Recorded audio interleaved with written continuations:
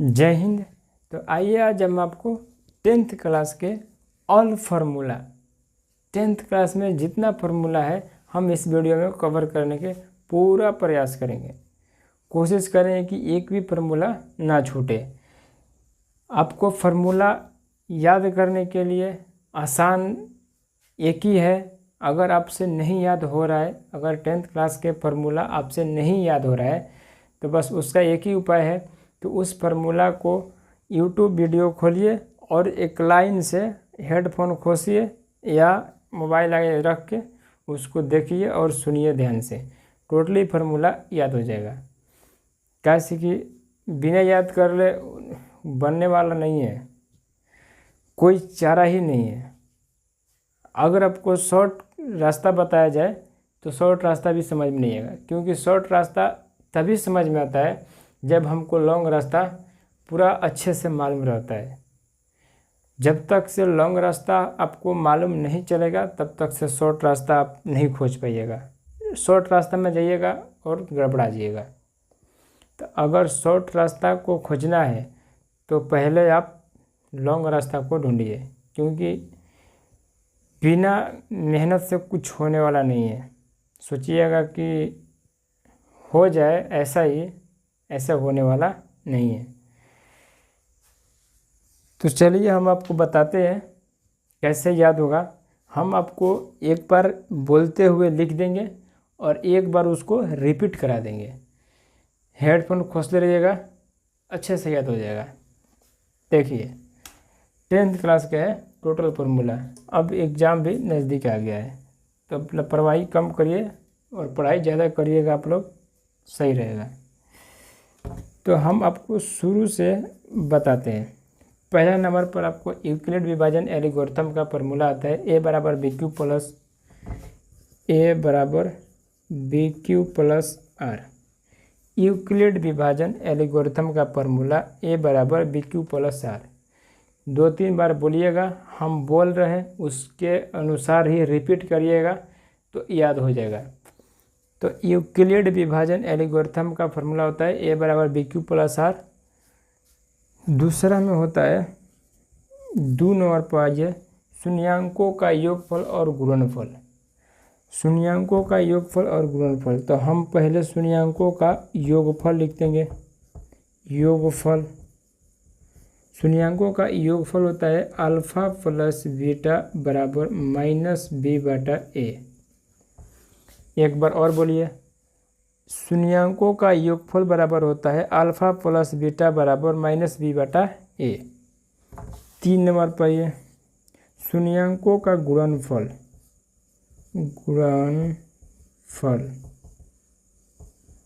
शून्यांकों का गुणनफल होता है अल्फ़ा इंटू बीटा बराबर सी बटा ए। शून्यांकों का गुणनफल होता है अल्फ़ा इंटू बीटा बराबर सी बटा ए। हम देखिए बार बार ये नहीं बोलेंगे, आपको एक बार और बताया था लास्ट, फिर बाद में स्पीड पकड़ेगा जब तो फिर समझाने के लिए कोई नहीं आएगा। इसलिए अभी बता देते हैं कि हम जैसे बोल रहे हैं उससे पीछे से आप बोलिए और देखिए, या तो आंख बंद करके आराम से हेडफोन खोस लीजिए तो समझ में आ जाएगा। अदरवाइज में लापरवाही करिएगा तो नहीं समझ में आएगा, क्योंकि ये सारा चीज़ आपके लिए, जब हम लोग भी फर्स्ट बार थे 10th क्लास में ना, तो हम लोग के लिए भी ये सब भारी ही लग रहा था। तो हर लड़का को भारी लगता है कब, जब उस समय तक रहता है। जब इस समय से आप आगे बढ़िएगा ये सारा चीज़ आपके लिए ईजी हो जाएगा। आप सोचिएगा कि क्या था जो हमारे से याद नहीं हो रहा था। बहुत ईजी है, कोई भारी नहीं है, ठीक ना। बट शुरुआती दौर में भारी ही लगता है। चलिए चौथा देख लेते हैं हम। तो आप रिपीट करिएगा, रिपीट करने का प्रयास करिएगा, रिपीट करिएगा याद हो जाएगा। चौथा नंबर पर श्रीधराचार्य का फार्मूला। श्रीधराचार्य का फार्मूला। श्रीधराचार्य का सूत्र x बराबर minus B plus minus root B square minus 4ac। 4ac बटा में 2a।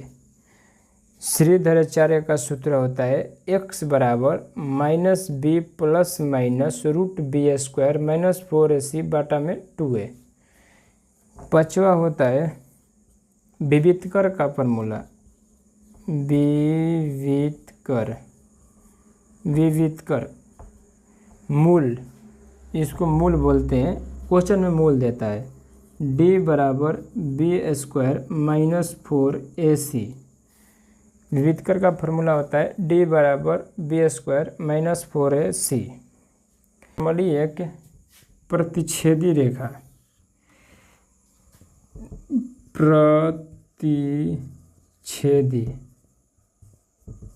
प्रतिच्छेदी होता है एक समपाती,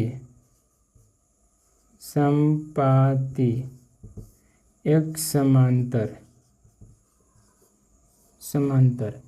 देखिए जो प्रतिच्छेदी होता है पहले इसका फॉर्मूला ही लिख देते हैं। a1 बटा में a2 बराबर b1 बटा में b2 नहीं है। a1 बटा में a2 बराबर b1 बटा में b2 बराबर c1 बटा में c2। a1 बटा में a2 बराबर b1 बटा में b2 बराबर नहीं है c1 बटा में c2। देखिए प्रतिच्छेदी रेखा मतलब कि अगर पूछा जाए तो यह सत्य भी है और इसका केवल एक हल है, इसका केवल एक हल होता है, इसका अपरिमित रूप से अनेक हल होता है, इसका कोई हल नहीं होता है।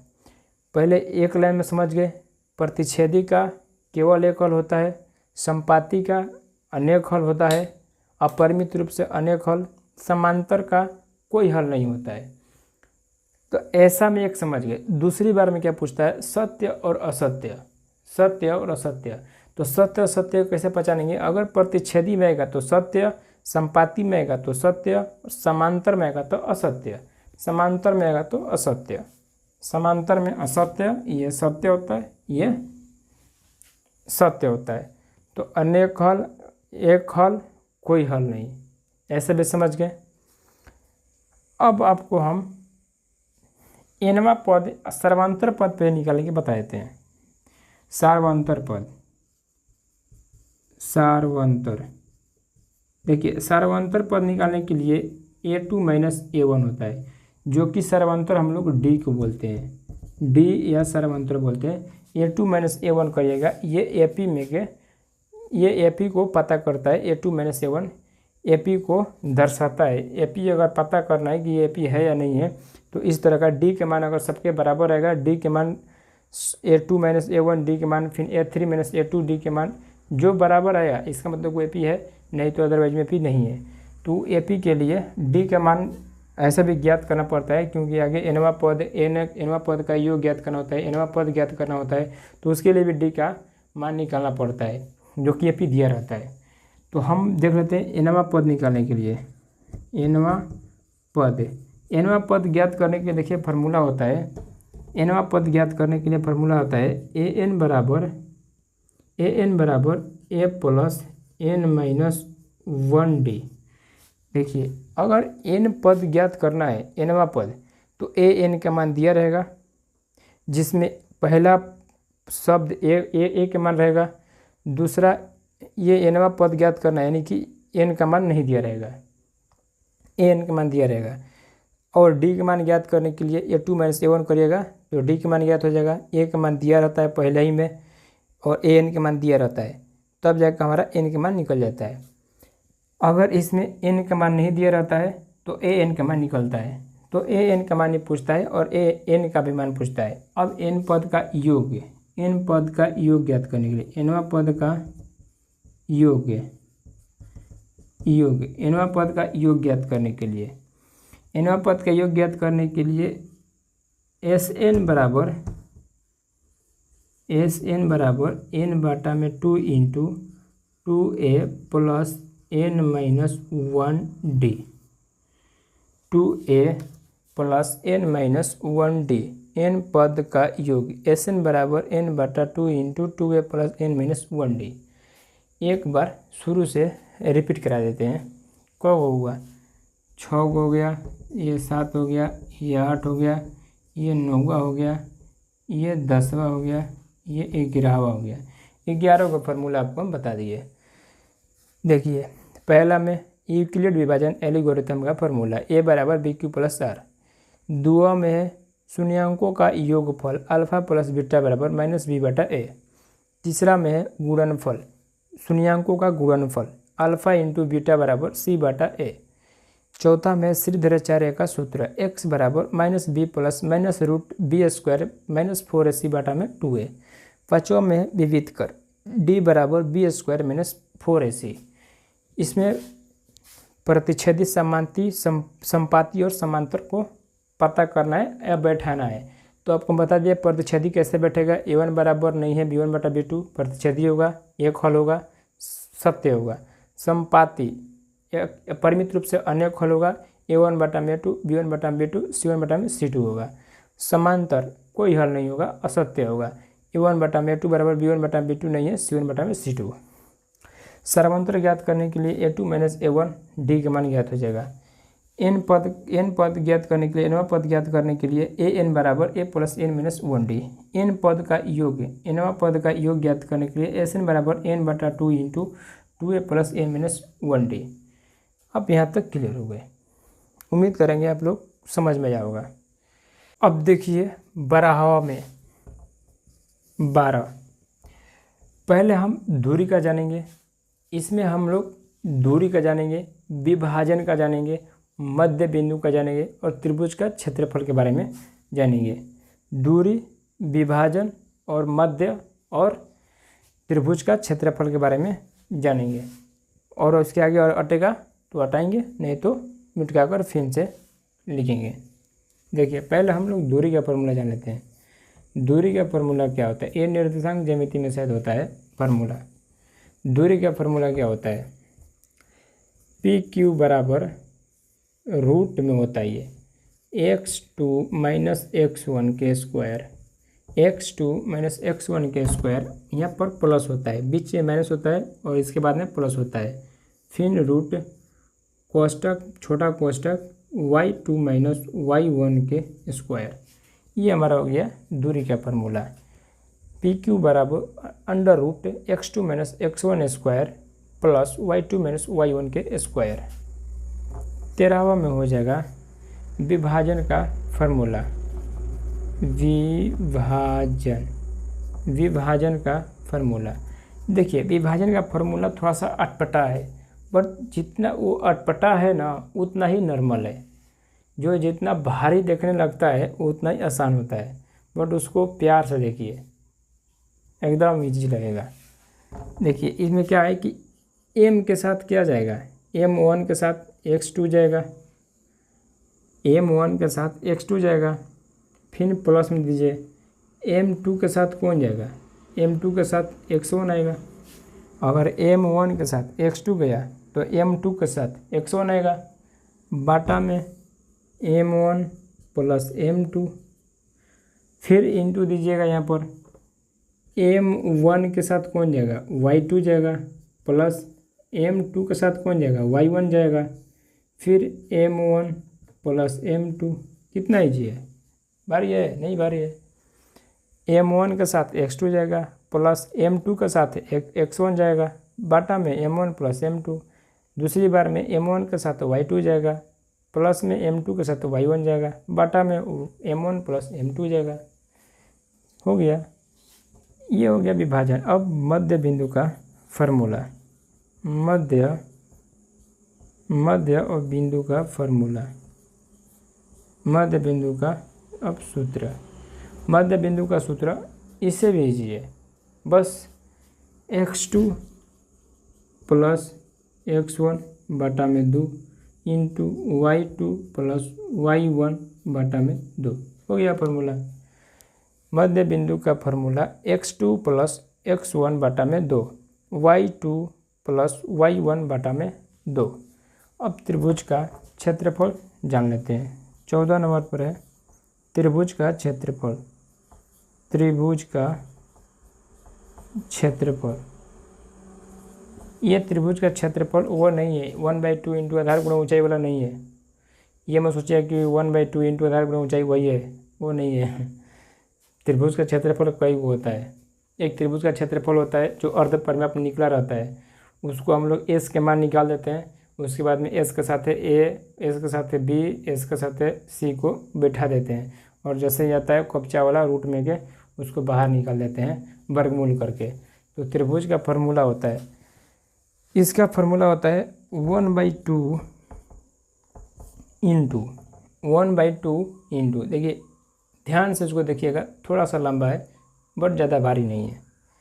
1/2 इंटू x1, क्या हुआ x1, छोटा कोष्टक फिर डाल दीजिएगा, x1 into y2 minus y3, x1 into y2 minus y3 plus x2, छोटा कोष्टक y3 माइनस y1 प्लस छोटा कोष्टक x3 पे देते हैं, x3 छोटा कोष्टक y1 माइनस y2 हो गया। त्रिभुज का क्षेत्रफल 1/2 इंटू छोटा कोष्टक x1 into y2 minus y3 plus x2 into y3 minus y1 plus x3 into y1 minus y2, ये हमारा फार्मूला हो गया। देखिए एक बार और, ये थोड़ा लंबा है इसीलिए दोहरा देते हैं। दूरी का फार्मूला होता है PQ बराबर √x2 माइनस x1 के square plus y2 minus y1 की स्क्वायर, विभाजन क्या होता है m1x2 प्लस m2x1 बटा में m1 प्लस m2। दूसरा में होता है m1y2 प्लस m2y1 बटा में m1 प्लस m2। मध्य बिंदु का सूत्र होता है x2 प्लस x1 बटा में 2, y2 प्लस y1 बटा में 2। त्रिभुज का क्षेत्रफल 1/2 into x1 into y2 minus y3 plus x2 into y3 minus y1 plus x3 into y1 minus y2। अब हम 15वां इसको मिटाते हैं फिर लिखते हैं। अब चलते हैं हम 15वां त्रिकोणमिति। अब त्रिकोणमिति में आइए, तो कमर कसिए और त्रिकोणमिति में आइए। देखिए त्रिकोणमिति,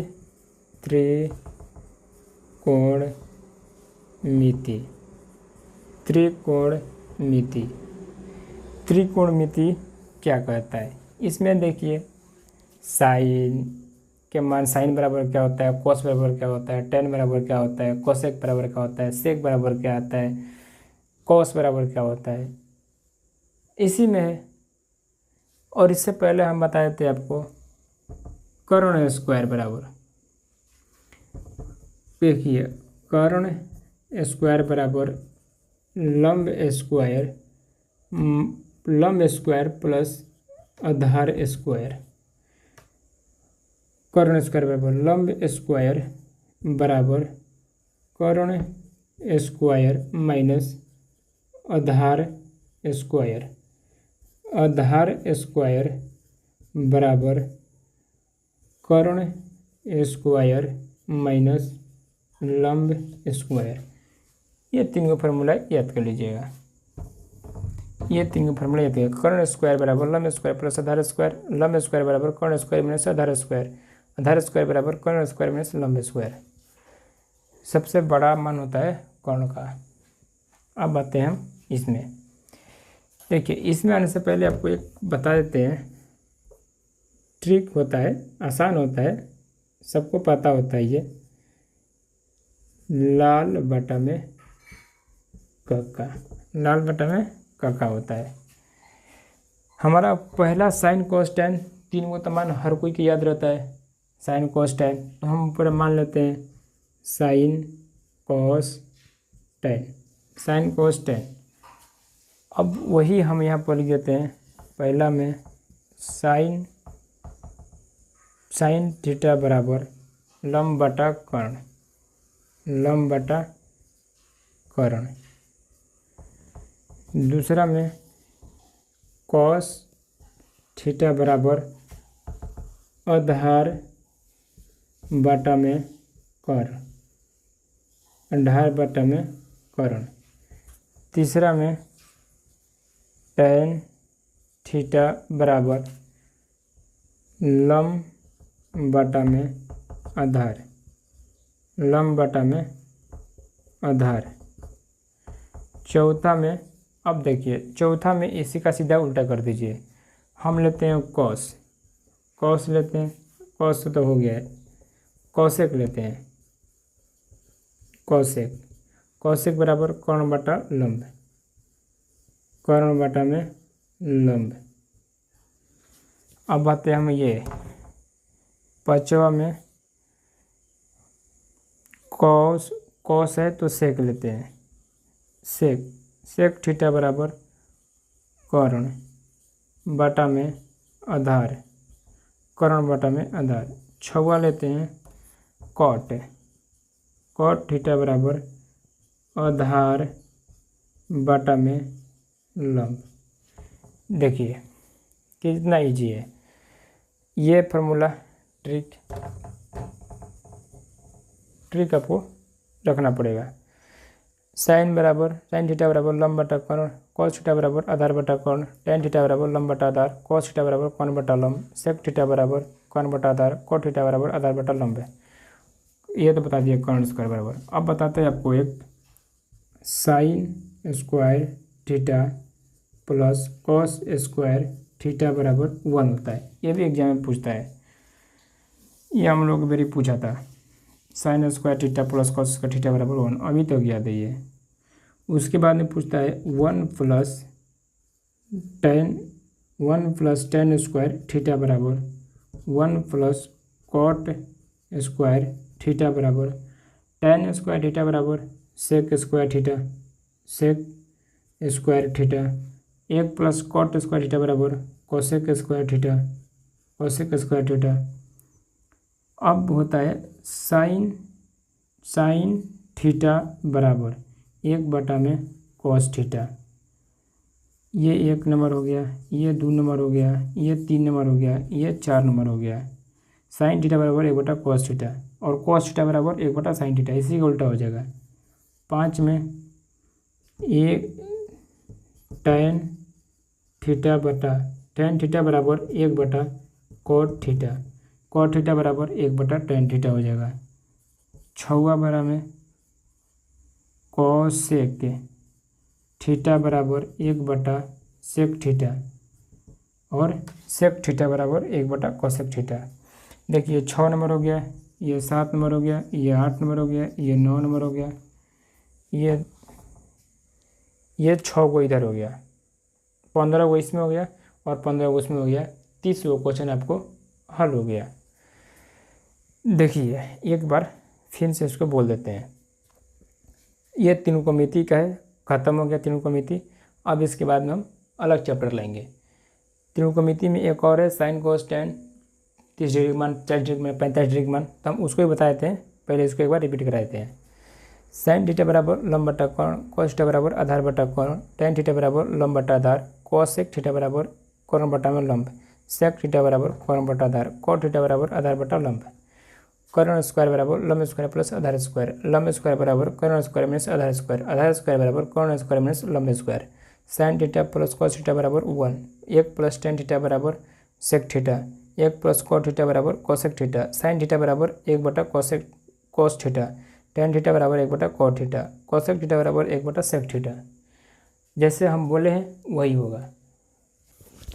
अब त्रिकोणमिति के देखिए लास्ट बचा है जो 6 को है साइन कोस टेन, उसका मान।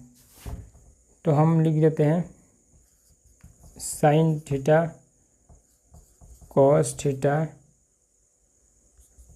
टेन थीटा कॉट थीटा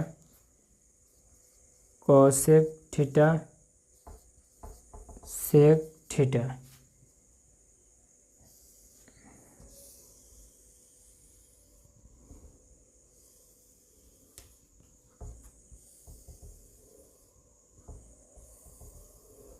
अब उतना लाइन तो सीधा नहीं जाएगा, बट कोई दिक्कत नहीं है।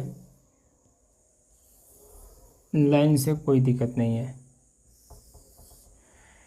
यहाँ पर हम मान लेते हैं इसको 0 डिग्री, इसको हम मान लेते हैं 30 डिग्री, इसको हम मान लेते हैं 45 डिग्री, इसको हम मान लेते हैं 60 डिग्री, इसको हम मान लेते हैं 90 डिग्री। अब देखिए साइन थीटा 0 डिग्री के मान होता है 0, साइन थीटा 0 डिग्री का मान होता है 0, 30 डिग्री का मान होता है 1/2। देखिए एक बार हम बोल के लिख रहे हैं और दूसरी बार इसको रिपीट करा देंगे, कन्फर्म हो जाएगा।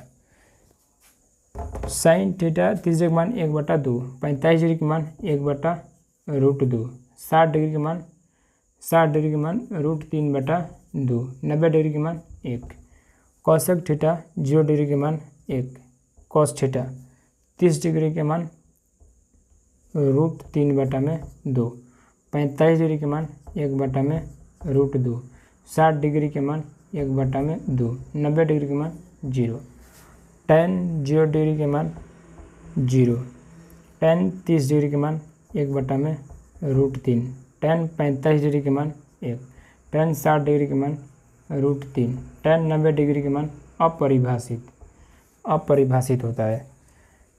cot 0 डिग्री के मान अपरिभाषित होता है, cot 30 डिग्री के मान √3 होता है, cot 45 डिग्री के मान 1 होता है, cot 60 डिग्री के मान 1/√3 होता है, 90 डिग्री के मान 0 होता है, cosec 0 डिग्री के मान अपरिभाषित होता है, cosec 0 डिग्री के मान अपरिभाषित होता है, cosec 30 डिग्री के मान 2 होता है, cosec 45 डिग्री के मान √2 होता है, cosec 60 डिग्री के मान 2/√3 होता है, cosec 90 डिग्री के मान 1 होता है, sec 0 डिग्री के मान 1 होता है, sec 45 डिग्री के मान 30 डिग्री के मान 2/√3 होता है, sec 45 डिग्री के मान √2 होता है, sec 90 डिग्री के मान 2 होता है, sec 60 डिग्री के मान 2 होता है, 90 डिग्री के मान अपरिभाषित होता है। देखिए एक बार रिपीट करा देते हैं। साइन 0 डिग्री के मान 0, साइन 30 डिग्री के मान 1/2, साइन 45 डिग्री के मान 1/√2, साइन 60 डिग्री के मान √3/2, साइन 90 डिग्री के मान 1, कॉस 0 डिग्री के मान 1, कॉस 30 डिग्री के मान √3/2, कॉस 45 डिग्री के मान 1/√2, कॉस 60 डिग्री के मान 1/2, कॉस 90 डिग्री के मान 0, tan 0 डिग्री के मान 0, tan 30 डिग्री के मान 1/√3, tan 45 डिग्री के मान 1, tan 60 डिग्री के मान √3, tan 90 डिग्री के मान अपरिभाषित, cot 0 डिग्री के मान अपरिभाषित, cot 30 डिग्री के मान √3, cot 45 डिग्री के मान 1, cot 60 डिग्री के मान 1/√3, cot 90 डिग्री के मान 0, cosec 0 डिग्री के मान अपरिभाषित, cosec 30 डिग्री के मान 2, cosec 45 डिग्री के मान √2, cosec 60 डिग्री के मान 2/√3, cosec 90 डिग्री के मान 1, sec 0 डिग्री के मान 1, sec 30 डिग्री के मान 2/√3, sec 45 डिग्री के मान √2, sec 60 डिग्री के मान 2, sec 90 डिग्री के मान अपरिभाषित। त्रिकोणमिति खत्म हो गया, त्रिकोणमिति खत्म। अब हम अगला चैप्टर में चलते हैं आपको लेके। त्रिकोणमिति खत्म हो गया, त्रिकोणमिति इतना ही तक था, खत्म हो गया। रिपीट भी करवा दिए, बोल भी दिए, याद भी हो गया होगा, 2-3 बार सुनिएगा याद हो जाएगा। देखिए वृत्त हो रहा है, त्रिज्या खत्म हो गया, अब हम आपको वृत्त बता रहे हैं। वृत्त देखिए वृत्त से संबंधित इसमें पूरा क्वेश्चन 19 गो है, वृत्त से रिलेटेड क्वेश्चन टोटल 19 गो है, टोटल 19 गो है इस चैप्टर में। तो 19 चैप्टर आशा करते हैं कि आप याद कर लीजिएगा, ज़्यादा कुछ नहीं है, बस सीक्वेंस में याद करिएगा, याद हो जाएगा। देखिए पहला नंबर पर आता है हमारा वृत्त का, पहला नंबर पर आता है हमारा वृत्त का पृष्ठीय क्षेत्रफल, वृत्त का पृष्ठीय क्षेत्रफल, वृत्त का परिधि आता है, फिर वृत्त का दीर्घ त्रिज्याखंड, वृत्त का लघु त्रिज्याखंड आता है, वर्ग क्षेत्रफल, वृत्त का वर्ग पृष्ठीय क्षेत्रफल बराबर होता है पाई आर स्क्वायर। शॉर्ट में याद करने की कोशिश करिएगा, ज़्यादा लंबा खींचने से करिएगा तो याद नहीं हो पाएगा, रटने में टाइम लग जाएगा। तो शॉर्ट में वृत्त का वर्ग पृष्ठीय क्षेत्रफल पाई आर स्क्वायर। 2 नंबर पर होता है वृत्त का इसमें वर्ग पृष्ठीय क्षेत्रफल हो गया, इसमें परिधि हो गया, परिधि, वृत्त का परिधि होता है, बस यहाँ इसको हटा दीजिए 2 पाई आर बस। 3 नंबर पर होता है लघु त्रिज्याखंड का क्षेत्रफल, लघु त्रिज्याखंड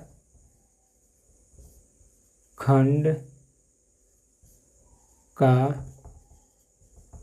क्षेत्रफल, लघु त्रिज्याखंड का क्षेत्रफल। लघु त्रिज्याखंड का क्षेत्रफल बराबर होता है pi r square into theta बटा 360 डिग्री। लघु त्रिज्याखंड का क्षेत्रफल बराबर होता है pi r square into theta बटा 360 डिग्री। 4 नंबर पर होता है दीर्घ त्रिज्याखंड का क्षेत्रफल, दीर्घ त्रिज्या, समझ लीजिए कि यही है त्रिज्याखंड का क्षेत्रफल। लिखना क्या है, अब यहीं पर सामने लिखा ही है लघु त्रिज्याखंड का क्षेत्रफल, इधर लिख दिए दीर्घ त्रिज्याखंड का क्षेत्रफल बराबर होता है pi r square into 360 degree minus theta बटा में 360। अब कहिएगा कि ये क्यों लिख रहे हैं, ये भी तो यही है, ये भी छोड़ देते, ऐसा नहीं है, इसमें भी कुछ अलग है इसीलिए इसको लिखे हैं, तो इसको भी नहीं लिखते हैं क्योंकि इसमें पाई आर स्क्वायर थीटा बटा 360 डिग्री है, इसमें पाई आर स्क्वायर 360 माइनस थीटा बटा में 360 डिग्री है, इसलिए लिख दिए हैं। ठीक है, अब 5 नंबर पाइए घन का आयतन, घन का आयतन। देखिए घन का आयतन क्या कहता है, भुजा क्यू, भुजा क्यू होता है। घन का वर्ग पृष्ठीय क्षेत्रफल, घन का वर्ग पृष्ठीय क्षेत्रफल बराबर होता है आपका होता है 6a square, 6a square. 7 number पर होता है घनाभ का आयतन, घनाभ का आयतन, घनाभ का आयतन, घनाभ का आयतन होता है LBH, L into b into h, L into b into h. घनाभ का आयतन होता है L into b into h. 8 number घनाभ का वर्ग पृष्ठीय क्षेत्रफल बराबर होता है 2 into LB plus BH plus LH। देखिए एक बार रिपीट कराते हैं। वृत्त का वर्ग पृष्ठीय क्षेत्रफल पाई आर स्क्वायर, वृत्त का परिधि 2 पाई आर, लघु त्रिज्याखंड का क्षेत्रफल पाई आर स्क्वायर थीटा बटा 360 डिग्री। दीर्घ त्रिज्याखंड का क्षेत्रफल बराबर होता है pi r square into 360 degree theta 360 degree minus theta बटा 360 डिग्री। घन का आयतन होता है भुजा क्यू। घन का वर्ग पृष्ठीय क्षेत्रफल होता है 6a स्क्वायर। घनाभ का आयतन होता है L into b into h. घनाभ का वर्ग पृष्ठीय क्षेत्रफल होता है 2 into LB plus BH plus LH। आपको 8 फार्मूला क्लियर हो गया है, आपको 8 फार्मूला क्लियर हो गया। हम आपको 9वां फार्मूला से स्टार्ट करते हैं, इसको मिटाते हैं।